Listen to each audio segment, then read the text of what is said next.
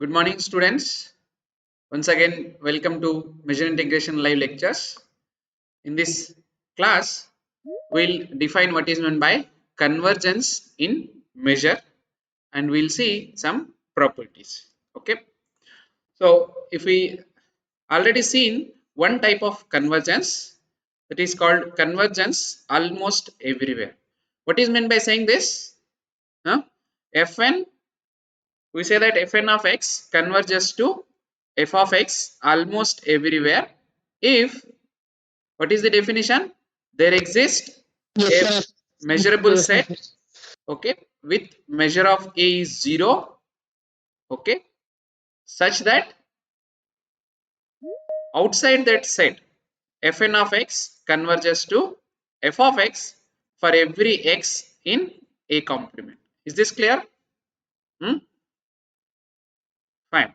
Now we define what is meant by convergence in measure, okay, and we'll see relation among these two which implies the other end, right? So we say that a sequence fn, a sequence fn of measurable functions, measurable functions is said to converge to f, okay, in measure, in measure if, so it is like this, you take, with respect to measure we are talking about, so you take measure of the set x such that this fn of x minus f of x, okay, suppose if usually we expect that it should be convergent means it should be less than or equal to epsilon, right? Yes or no? Huh? So if Yes, fn sir. of x minus f of x is greater than or equal to epsilon, you take all such x, then as n tending to infinity this should tends to 0, okay. If given epsilon greater than 0, then measure of x such that mod fn of x minus f of x greater than or equal to epsilon, the measure of this set, okay, as n tending to infinity it should tends to 0. Is this clear?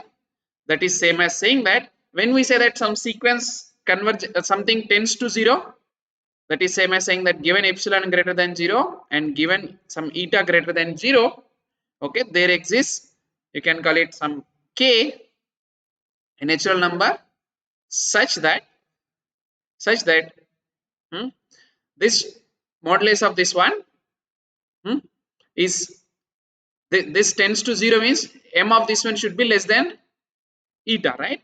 That means measure of the set x such that mod fn of x minus f of x greater than or equal to epsilon, this should be less than eta for all n greater than or equal to k. Is definition clear? Either you write this or write this. So if you take all measure of all x such that the mod fn of x minus f of x is greater than or equal to epsilon, this measure should be less than eta after some stage for all n greater than or equal to k, right? So in other words, how you can see the meaning of convergence in measure. So wherever it is not converging, that means where what are the values mod fn of x minus f of x greater than or equal to epsilon, you take all such x, then measure of that should tends to 0, okay. Is this clear? Any problem? Hmm? So we have two types of measures with us. One is convergence almost everywhere and convergence in measure. We'll see which implies the other, which is stronger. So whenever something is convergence almost everywhere, then we can show that it is convergence in measure also, okay. So that means convergence almost sure is more stronger than convergence in measure. We also show that convergence in measure does not imply convergence almost everywhere, okay. So the first result we will prove is that uh, convergence almost everywhere implies convergence in measure, okay. So how we can write this statement, this in short, So if Fn is a sequence of measurable functions defined on a set E, okay, with, of course, this is with finite measure, right? And Fn converges to F almost everywhere, then Fn converges to F in measure. Okay, this is the statement. Is statement clear? Whenever Fn converges to F almost everywhere, we want to show that it converges in measure also, right? Fine. So assume that, suppose Fn converges to F almost everywhere, right? Then we want to show that Fn converges to F in measure. That means if we take any epsilon and any eta, we want to show that this is there. There exists some constant k satisfying this condition, right? So start with, let epsilon greater than 0 and eta also greater than 0, right? Now if you remember Littlewood third principle, okay, let me show that. We have seen in this chapter, this lecture 10, the Littlewood third principle. Here what it says, it says that if you have a measurable set with finite measure, Fn is a sequence of measurable functions such that Fn converges to Fx, okay, right? Then we also shown that it converges almost everywhere is also sufficient, okay. Here you can see that if Fn of x converges to f of x almost everywhere, also it is true. So what is the result? That there exists a measurable set A.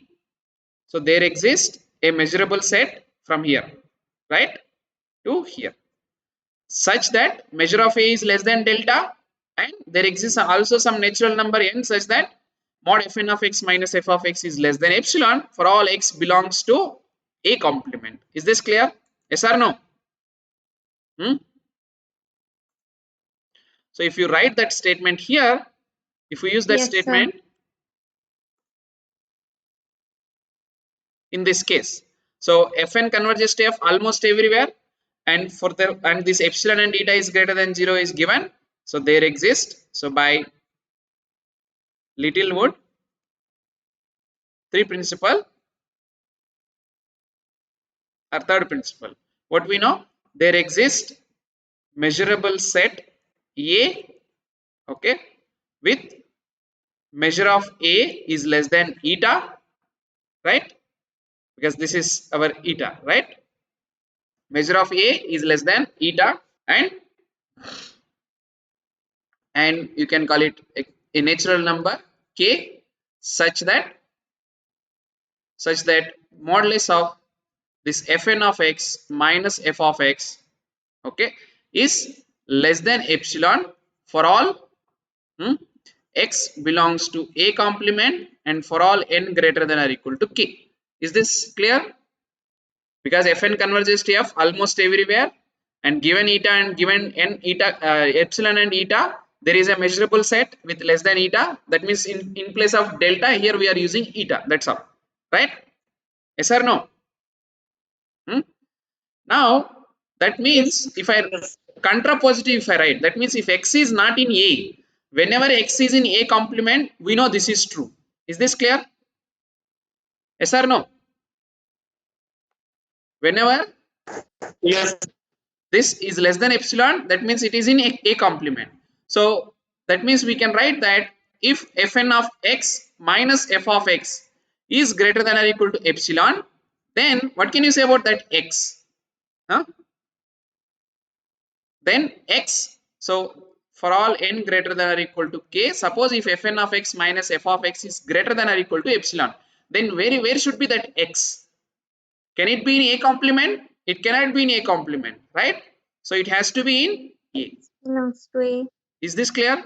So whenever mod Fn of x minus f of x is greater than or equal to epsilon, where n is greater than or equal to k, then x has to be in A, right?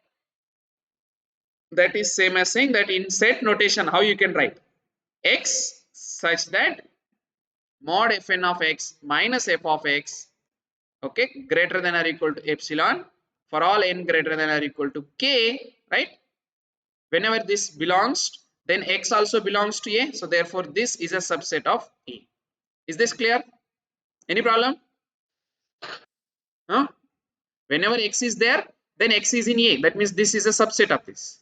Okay, this implies if you take measure of this set, measure of x such that mod fn of x minus f of x is greater than or equal to epsilon is less than or equal to measure of a, you can write here for all n greater than or equal to k. Any problem? But our measure of a is less than eta. This implies measure of x such that mod fn of x minus f of x greater than or equal to epsilon is less than eta for all n greater than or equal to k. But that is the definition of proving. You can see here whatever we want we have proved or not. That shows that this fn converges to f. This implies your fn converges to f in measure. Is this clear? So what we have used is the fact that if x is in a complement, it satisfies this condition, right? That means whenever this condition is false, then x cannot be in a complement, so x has to be in a, right? Okay, so we proved that convergence almost everywhere implies convergence in measure. Now we'll show that the converse is not true. Okay, remark or example, whatever you call it, the converse of the above theorem is not true. That means in general the convergence in measure does not imply convergence in, or you can write convergence almost everywhere.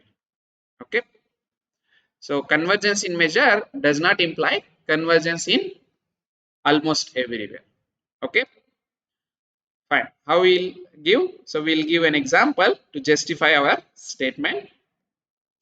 The idea is we'll construct some fn's on a measurable set E and show that fn's converges to some f in measure, but those fn's does not converge to f in almost everywhere. Is that clear? Yes or no? Any problem? So how we'll give? We'll take E, the measurable set 0, 1, closed interval 0, 1, and we'll try to define functions, measurable functions on this using the following. How we'll define? Any problem? Hello? Hello? Yes, sir. Any problem? No, sir. Okay. Then for n greater than or equal to 1, you can see that there exists unique k such that by division algorithm you can call it, such that n you can write as n is equal to k plus 2 power m. Okay, where for some m where m greater than or equal to 0 and your k is a remainder, that means your k is between 0 and strictly less than 2 power m. Is this clear? So suppose you take for example 4, then how you can write this as 2 square where k is 0. Okay, and so suppose you take for example 7, then how you can write 7? You try to take largest possible of power of 2 from that. What is the largest power of 2 will divide 7? 4 will, if you divide by 4, then what is the remainder? 3. Is that clear? Are you following? Just for example, Hello. for example, you take 7. How you can write this as 7? What is the largest possible power of 2 less than or equal to 7? Is 2 power 4, right? That means you can write this as 2 square. Then what is the remainder? Is 3. Is this clear? Yes or no? Yes, sir. Yes, sir. And suppose if I say, for example, quickly I will take 15. Then how you can write this? What is the largest power of 2 which is less than or equal to this? 2 power 4 is 16. So 2 cube is the largest power, right? So which is 8. So you can write this as 7. Are you following? Yes or no? Yes, Any problem? sir. Yes. So in any way you can write like this. Okay. So given any n, you can write uniquely in this form. This n 7 is unique. So k is unique such that n is equal to k plus 2 power m. Okay. So therefore, using this we can define. Now we will define our sets En, measurable sets, nothing but k upon this 2 power m and k plus 1 by 2 power m. Okay, so take this interval k for this k given n. Now you have this n which is equal to k plus 2 power m. So now take the interval k upon 2 power m and k plus 1 upon 2 power m. Is this clear? Yes or no? And this ens define fn's, this fn of x where x is between 0 and 1 is equal to 1 if x belongs to en and 0 otherwise. Okay, that means you take x and we have splitted our e into these different parts. Say en, these are all. Then you define fn of x as 1 if x belongs to en and 0 otherwise.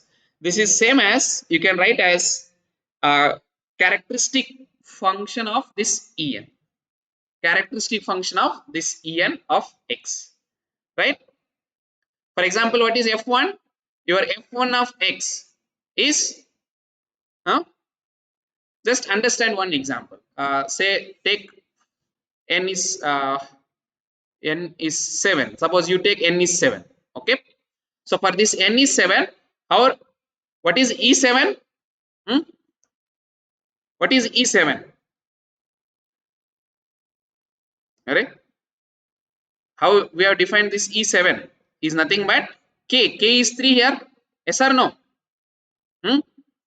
Yes, yes, sir. K is 3 and m is this one. So 3 by 4 and what is next? K plus 1. That means 4 by 4. That is 1. Is this clear? Any problem? Any problem? Now, so therefore your f7, the function we will define the from your x is from 0 to 1. Okay. So this you split into these intervals. What is the length of this interval? Can somebody tell? What is the length of this interval? 1 minus 3 by 4. So it is 1 by 4. So you try to divide these intervals into 1 by 4 intervals. So 1 by 4, then 2 by 4, which is half, right? Then 3 by 4, then 4 by 4, which is 1. Is this clear? Yes or no? So your f7 of x. So if x belongs to either here or here or here, then that value is 0. If x belongs to here, this value is 1. So f7 of x is 1 if x belongs to this interval 3 by 4 comma 1 and 0 remaining else. Is this clear? That is your f7 of x. Are you following? Yes. So you try to divide your 0 comma 1 in the intervals of length 1 by 2 power m. Okay, and 2 power m intervals will be there. See here 1, 2, 3, 4 intervals because these are 4 intervals. Is this clear? So we are dividing 0 comma 1 into 2 power m intervals, each of length 1 by 2 power m, and x will be there in one of that. So if x is in this en, then fn of x is 1, otherwise it is 0. Okay. Yes or no? Is that clear? Now we'll show that this fn's converges to, so our claim is that fn's converges to 0 in measure. Okay, right? That means as n tending to, okay. So let epsilon greater than 0. Then what can you say about mod fn of x minus f of x? Huh? Greater than or equal to epsilon. Take this set x. This is nothing but x such that mod fn of x and f is 0 here. Okay, greater than or equal to epsilon.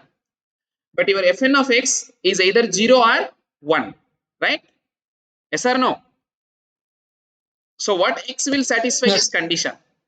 If your fn of x is 0, whether this satisfies, your fn of x is 0, then epsilon less than or equal to 0 is false. So no x such that fn of x is 0 satisfies this condition. Okay. So what if x belongs to en, that means fn of x is 1, then it is satisfying this condition. Yes or no? Yes, sir. Is equal to, it is an empty set if epsilon is greater than 1. Say suppose epsilon is 1.5, 1.3 or something, then no fn of x satisfies this condition. No x satisfies this condition. So therefore it is an empty set. And if epsilon is less than 1 or less than or equal to 1, then fn of x is equal to 1 satisfies this condition. So what are all x says that fn of x is 1 is simply en, right? So this is nothing but en. Is this clear? So this x is nothing but en if epsilon is less than or equal to 1, or empty set if epsilon is greater than 1. Therefore measure of this set, right, measure of x such that mod fn of x minus f of x greater than or equal to epsilon, right, is is either measure of empty set which is 0 or measure of en. But measure of en is what we know about measure of en, because ens are intervals. So what is measure of this interval? What is measure of an interval? Is length of that interval. What is length of this interval?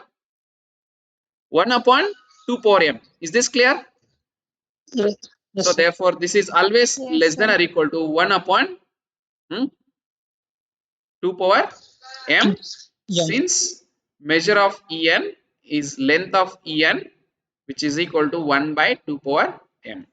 K plus 1 minus k will get cancelled, so you will get this. Is this clear? Right? Now we want to make it this.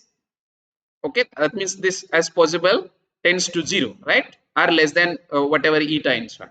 Now if you observe our n, how we have written, is equal to k plus 2 power m, right? This implies, what can you say about 2 power m? Huh? Since n is equal to 2 power k plus 2 power m, since n is equal to k plus 2 power m and k is less than or equal to 2 power m, so it is strictly less than, right? So what you can observe is that, okay, this implies n is less than or strictly less than 2 times 2 power m. Is this clear? Because k is less than 2 power m, therefore n is equal to 2 plus 2 power m, which is strictly less than this. That implies 1 by 2 power m is less than 2 by m. Okay, that means we are trying to replace this by, therefore if you substitute that here, measure of this x such that mod fn of x minus f of x is greater than or equal to epsilon is less than 1 by 2 power m, but 1 by 2 power m is less than 2 by n, right? So this tends to 0 as n tending to infinity. Is this clear? So we shown that this measure of this set tends to 0 as n tending to infinity. That shows that fn converges to 0 in measure, right?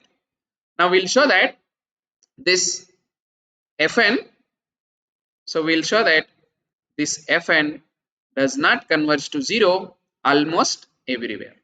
Okay, so we'll prove by contradiction. Suppose assume that fn converges to 0 almost everywhere. By definition, what is meaning of that? This implies there exists a set A with measure of A is 0, and outside that, and mod Fn of x minus f is 0, okay, is less than hmm, epsilon for all x belongs to A complement. Is this clear? Yes or no? In particular, Yes, sir. in particular, if we take epsilon is equal to, okay, say in particular, if we take epsilon, in particular, if I take epsilon is equal to half, then what you should have here is, see, of course, for all n greater than or equal to k. So there exists k such that this is true, right? So mod fn of x is less than half for all n greater than or equal to k, right? But fn of x value is either 0 or 1, okay? So we are saying that this is less than half. That means what should be the value of fn of x? Huh? In this case, what should be the value of fn of x? 1, it cannot be 1 because 1 less than half is wrong. So it has to be 0. Yes or no? Hmm? Fn of x should be equal to 0 for all n greater than or equal to k. That means your fn of x is 1 only for finitely many values or not? Yes or no? Hmm? Yes. Because after k onwards, all values are fn of x is equal to 0, we are saying, right? That shows that your fn's takes finitely many values on this A complement, right? This is true for all x belongs to A complement. This shows that fn of x is equal to 1 only for finitely many n, okay, finitely many n's. But we show that this is wrong. That means our supposition will become wrong. How we'll do this? Again, you take that interval 0 comma 1. So on the other hand, you take this interval 0 comma 1, okay, this 0 comma 1 split into 2 power m intervals of length 1 by 2 power m, right? Then for x belongs to 0 comma 1, so whatever we have written there exists a unique k such that x belongs to this k by 2 power m comma k plus 1 by 2 power m. So again, go back to this example. Here we have explained here this 0 comma 1, this interval 0 comma 1 can be split into 4 intervals of length 1 by 4. Is this clear? So therefore, if you take any x in 0 comma 1, it has to be one of these. That is what we have written here, okay? Now there exists some k, right, such that x belongs to k by 2 power m. Then take n is equal to, okay, this k plus 2 power m. So whatever k we are getting, that k and this 2 power m you take, right? Then what you can observe here is that then our x belongs to en, because our en, how we have defined en, we have defined this as k by 2 power m, k plus 1 by 2 power m, where n is equal to k plus 2 power m. So whenever n is equal to k plus 2 power m, then en is this. Is this clear? Yes or no? So let me repeat again. You take the interval 0 comma 1 and take any m greater than or equal to 0, then 0 comma 1 can be splitted into 2m intervals. See, suppose if I take m is 1, then it can be split into 2 intervals. If I take m is equal to 2, it can be split into 4 intervals, 8 intervals, and so on, okay? Sorry. Of length 1 by 2 power m. So if you take any x in 0 comma 1, definitely there exists one interval such that x belongs to k by 2 power m, k plus 1 by 2 power m.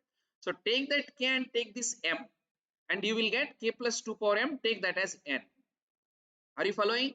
So for this n, x belongs to en, whatever en's we have defined, right? This implies This implies what can you say about Fn of x?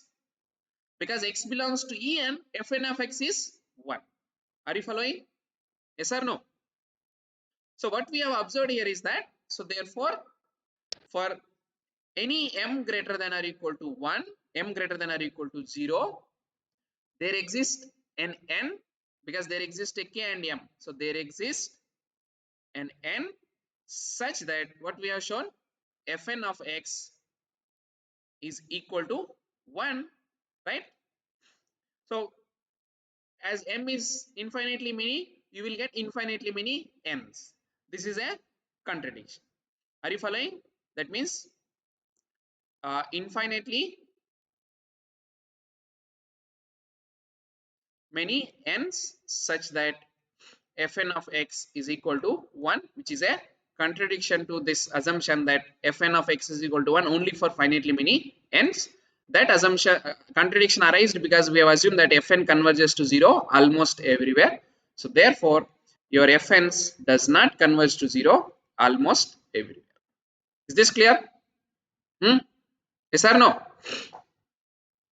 Huh? Any problem? Yes, sir.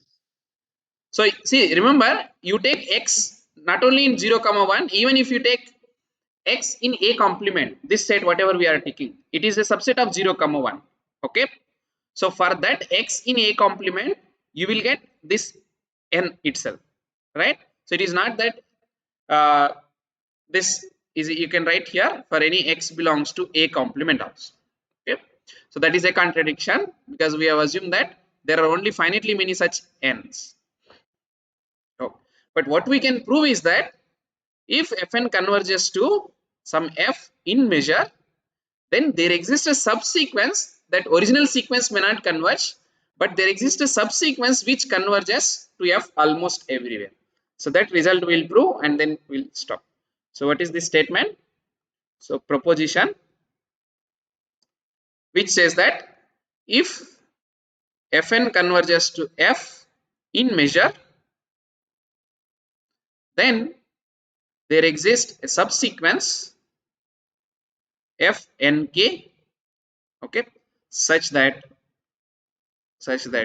this Fnk converges to f almost everywhere. Is statement clear? Even though Fn may not converge to f almost everywhere, but definitely there exists a subsequence which converges to f almost everywhere. Okay, so this proof is not a difficult one. Is statement clear or not? Okay, fine. So say for each k greater than or equal to 1, okay, take epsilon which is equal to 1 by 2 power k, and eta which is equal to is same as again 1 by 2 power k. That means we are taking some particular epsilon and particular eta.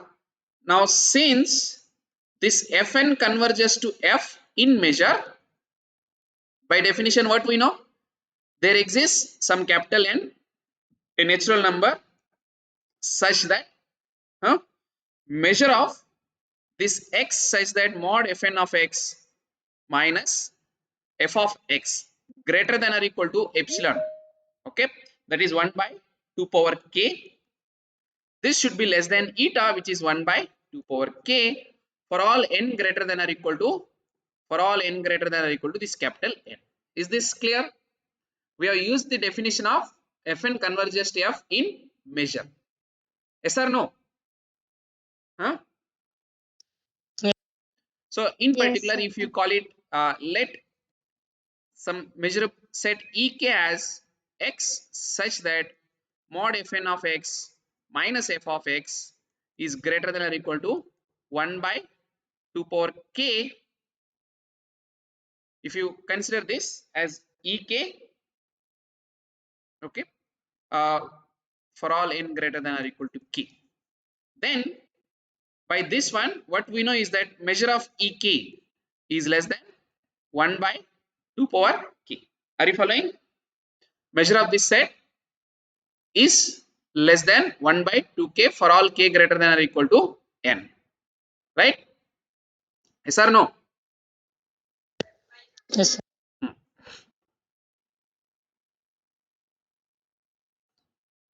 Fine. Now we'll consider a set because we want to show that this fnk converges to f almost everywhere. That means we want to construct we want to show that there is a set A whose measure of A is 0 and outside A this converges, right? For that, let A, the set A is equal to union of this ek, okay, k is from m to infinity and m is from 1 to infinity. So take your set as union and then intersection, okay, or intersection of union of these sets. Okay, now you can observe that we'll show that measure of this set is 0, right? How we'll show this measure of this set? Then A is contained in union of ek, k is equal to m to infinity for every m greater than or equal to 1. That is the, because it is in intersection, right? This implies measure of A is less than or equal to this sets, if you take, is less than or equal to sum of measure of ek, k is from m to infinity, but measure of ek is less than 1 by 2 power k, so which is less than summation k is equal to m to infinity 1 by 2 power k. Okay, but if you observe this, what you will get here is nothing but 1 by 2 power m minus 1. So this is nothing but 1 by 2 power m minus 1, right? Because it is first term is 1 by 2 power m, then it is infinite series, right? So a by 1 minus r, this if you take, then it is 1 by 2 power m and 2 will come here, so it is same as 1 by 2 power m minus 1. That is the reason here. Okay, now what we have proved is that measure of A is less than 1 by 2 power m minus 1 for every m greater than or equal to 1, right? Now as m tending to infinity, what you will get here? This value will become smaller and smaller, so that means you will get that measure of A has to be equal to 0, right? Now what is remained to show? If you take any x outside A, then we want to show that fn of x converges to f of x. So let x does not belongs to this intersection of unions ek, k is from m to infinity and m is from 1 to infinity. Now tell me, what is meant by saying that when we say that x is not in the intersection? That means it is not there at least for some m, right? So there exists some m such that x is not in that sets. That means x is not in union of ek, k is from m to infinity. Is this clear? Yes or no? Right? But are you there? When we say that x is not there in Yes, intersection, sir. x is not there in intersection if it is not there at least in one set, but that sets are nothing but union of sets, right? But now when we say that x is not in the union, x is not in the union if x is not there in each and every set in that union, right? That means x is not in ek for every k greater than or equal to m, because if it is there even in one set, then it will be there in union. So x is not there in union, it means x is not there in each and every set here, right? So therefore x is not there in ek for every k greater than or equal to m. Now go to this ek. So if necessary you remove this, this is not necessary. Okay, here you write, here you can write for all n greater than or equal to k. Okay, this one. Fine. So ek is x such that mod fn of x minus f of x is greater than or equal to 1 by k. So if x is not here, what is the meaning of that? This value should be less than 1 by 2 power k. Yes or no? So that value should be, Yes. so x is not in ek. That means this mod fn of x minus f of x, okay, is less than, is less than, what you have here is 1 by 2 power k, right? For all k greater than or equal to m. Is this clear? Yes or no? Right? Yes. So this you can make it less than epsilon. That shows that fn of x. Here we want to fn k. You want to write fn k. Huh? So there is, instead of writing this capital N, you simply write this as n because it is depending on k, right? For every k it exists, so that you simply call it as nk. Okay, if I change my k, I will get another one. If I change my k, I will get another one, right? So simply write that as nk. Okay, for all n greater than or equal to nk. Are you following why we are changing that? Because for every fixed k, we are getting this. Take epsilon is equal to 1 by 2 power k, eta is equal to 1 by 2 power k, and so on. Okay, so this is for all n greater than or equal to nk, right? So in particular, you will get here is what? Fnk. So in particular, when n is equal to nk, this is also true. Yes or no? So here you will get, for in particular, when n is equal to nk, fn of k minus f of x is less than fn of this converges almost everywhere. So therefore, there exists a subsequence. This subsequence, this fnk, okay, converges to f almost everywhere. Why almost everywhere? Because this x is in a complement. This is our a complement, right? For every x in a complement, this converges, and measure of a is 0. So therefore, it converges almost everywhere. Is this clear? Yes or no? So if it converges in measure, then there exists a subsequence which converges almost everywhere. Okay, fine. Now, wherever we have taken the results that it converges almost everywhere, for example, Fatou's lemma and monotone convergence theorem and Lebesgue dominated convergence theorem. All these places you can replace by convergence in measure. Still it is true. Okay. So what you can observe here is that. So I'll write that as a remark, and if you want, we can, somebody interested can find. Okay. Uh, in it's a Fatou's lemma.